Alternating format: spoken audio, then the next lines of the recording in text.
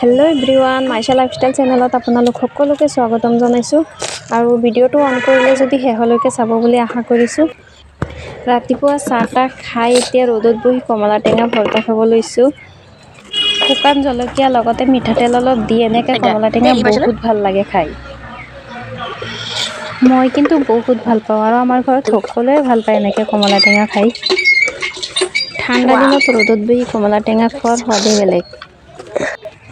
মাহিৰাই খাই পেলাই দেখুৱাই আছে বহুত টেষ্টি হৈছে বুলি, আৰু মই আৰু মাহিৰাই কলপাতত খাই আছোঁ আৰু তাৰ বাপেকে থালিত খাই আছে।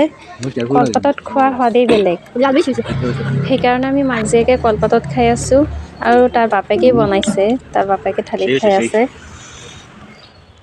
আৰু এইটো আমাৰ ফাৰ্মৰ ব্ৰইলাৰ। মাল উঠি গ'লে কেইটামান ৰাখি দিওঁ, বহুত দিন পিছতে এটা এটা কাটে।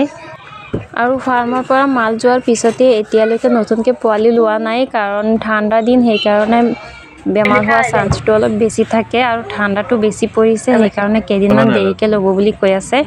সেইকাৰণে এতিয়ালৈকে লোৱা নাই, অলপ দেৰিকৈ ল'ব ঠাণ্ডাটো অলপ কমিলে। আৰু এতিয়া দুপৰীয়া টাইম আমি সকলোৱে খাই আছোঁ একেলগতে, আৰু সেইখিনি অকণমান দেখুৱাই দিলোঁ।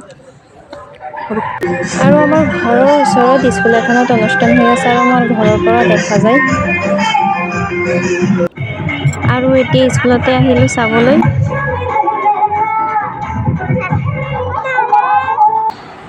আৰু আবেলি টাইমত অলপ ওলাই আহিলোঁ চামগুৰি মেঘৰঞ্জনী ৰেষ্টুৰেণ্টত।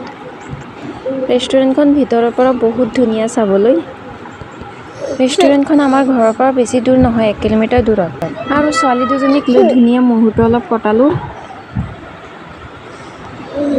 ইহঁতক লৈ পেলাই ক'ৰবাত গ'লে বহুত আনন্দ পায়। মই অকলেই গৈছিলোঁ ছোৱালী দুজনীক লৈ ঘৰৰ ওচৰত, সেইকাৰণে তাৰ বাপেকে যোৱা নাই। মই গ'লোঁ, ধুনীয়া মুহূৰ্ত অলপ কটালোঁ ছোৱালী দুজনীক লৈ।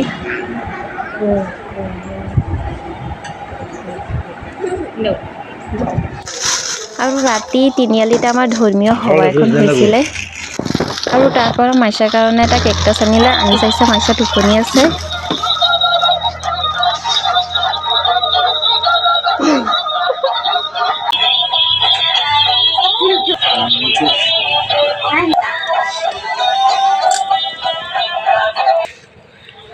আৰু খাবলৈ কিবা কিবি আনিছে আৰু খাই ভিডিঅ'টো ইয়াতে শেষ কৰিলোঁ। যদি চাই ভাল পাইছে তেনেহ'লে লাইক এটা কৰি দিব।